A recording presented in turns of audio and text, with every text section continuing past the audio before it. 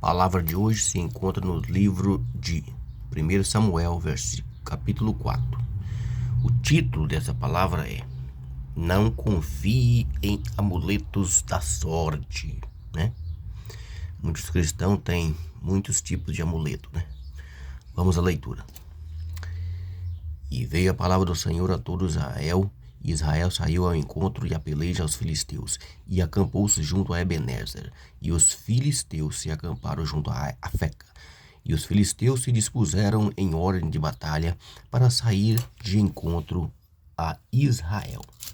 E estenderam a peleja, e foi ferido diante dos filisteus, porque feriram na batalha no campo uns 4.000 homens. E tornando o povo a arraial, disse aos anciãos de Israel: Por que os filisteus? Por que nos feriu o Senhor hoje diante dos filisteus? Traga de Siló a arca do concerto do Senhor, e venha no meio de nós, para que nos livre da mão dos inimigos. Entendeu aqui, ó? Essa batalha aqui já estava predita por Deus a Samuel há alguns tempos atrás, né? Vamos entender aqui.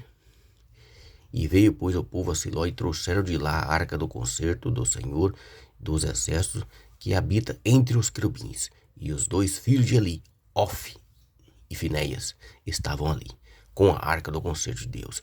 E sucedeu que, vindo a arca do concerto do Senhor ao arraial, todo Israel jubilou-se com um grande júbilo, que até a terra se estremeceu.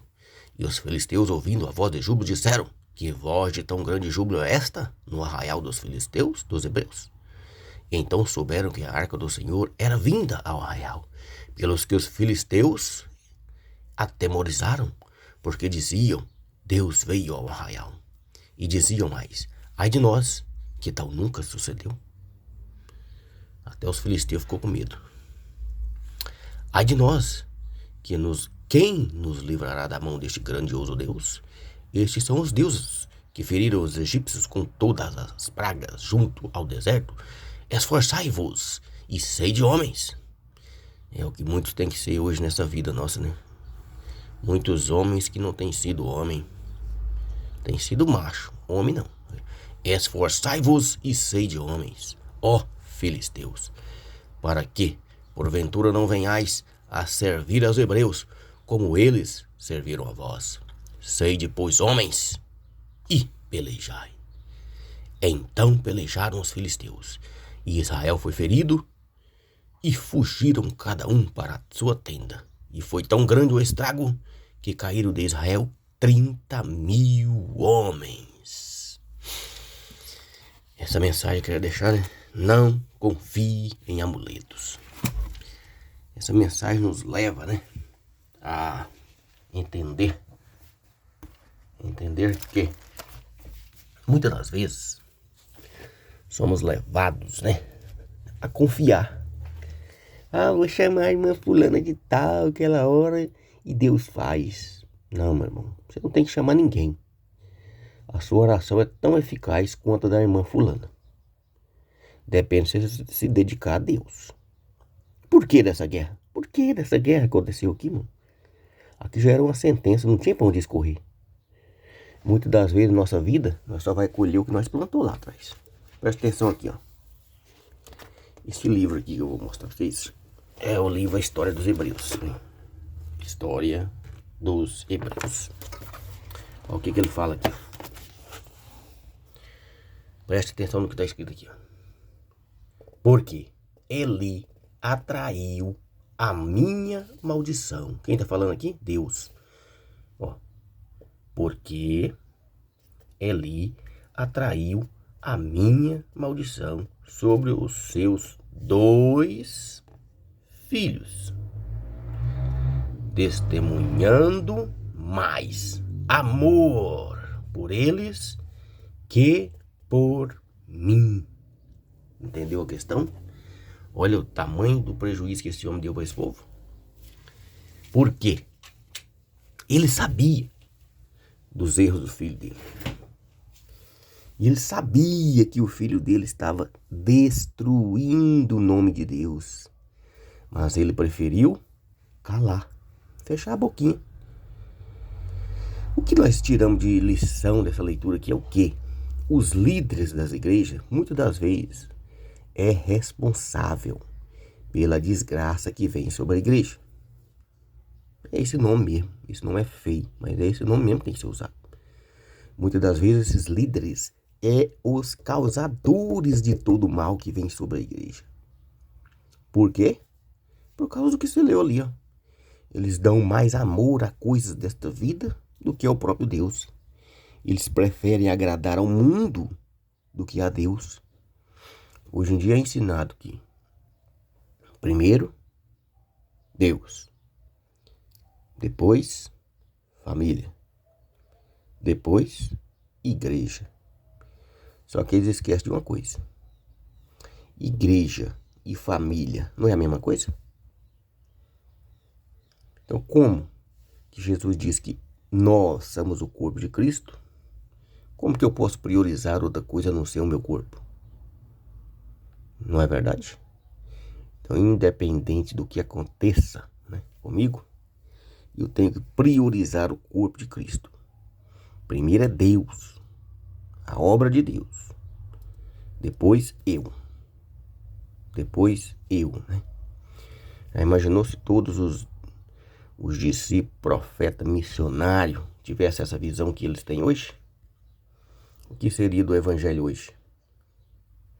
Uma história fracassada, né? Esquecida. Mas graças a Deus que esse pessoal dessa época aí, de até uns 100 anos atrás, né, não tiveram esse tipo de pensamento.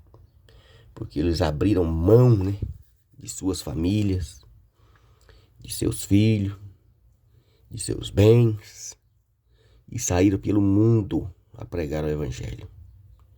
Muitos deixaram tudo para trás.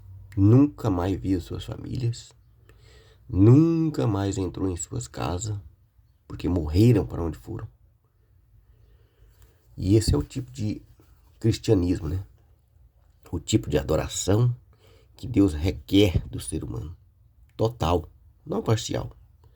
Se eu sirvo uma adoração parcial, eu vou ter de Deus parcialidade. Se eu vivo uma vida dedicada a Deus, eu vou ter de Deus o quê? Dedicação. Ele vai me ajudar em todos os meus deveres, todos os meus afazeres, todas as minhas tarefas, se eu priorizar a obra dele. Portanto, essa história aqui nos diz o quê? O tema dela é: não confie em amuletos. Porque tem muitos cristãos confiando que são filhos de pastor. Um amuleto.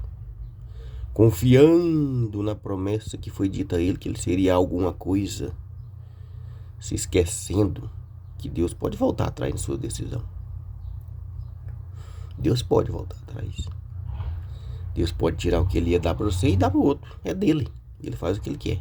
A obra é dele, não é nossa. A Bíblia diz assim, você acha que é em Jeremias, a passagem do vaso lá, vai à casa do oleiro e olha como é que é feito o vaso. Às vezes o vaso é quebrado, bagaçado, moído, perde o controle. Deus volta, ele faz a bolinha, refaz o vaso. Muitas das vezes o vaso já não serve para mais nada. Deus quebra ele, esfarela ele e mistura em outro vaso. Entendeu o negócio? Muitas das vezes não vai ser eu que vai fazer, porque eu não servi para fazer. Então vai tirar de mim e passar para outro. Eu, né, na obra de Deus não sou nada. Você na obra de Deus não é nada. Como o próprio João Batista disse, né? Das pedras Deus pode fazer filhos a Abraão. Então não existe limite para Deus. Deus pode pegar o que não é e fazer ser. Que Deus criou tudo do vazio. No princípio não existia nada, só Deus, nesse grande universo de escuridão. E ele foi criando tudo, do nada ele fez as coisas. Então, não existe limite para Deus, né? Então, o que nos leva a entender essa mensagem? A não confiar em amuletos? Não confie no nome da sua igreja. Não confie no que você faz, pelo que você guarda lei, que você guarda sábado, que você guarda não sei o que não sei mais o que jejuma 3 vezes por semana, 5 vezes por mês, o mês inteiro, que lê a Bíblia, que a Bíblia é seu passaporte. Não, não confie nisso. Confie no que Deus determina para sua vida. Confie em obedecer esse livro. As regras de Deus. As regras que quem segue o cristianismo, que é o passaporte da salvação, hoje tem que seguir o que Jesus ensinou. Então, nossa mensagem de hoje é: não tenha amuleto da sorte. Seja você o cumpridor das regras de Cristo. Amém?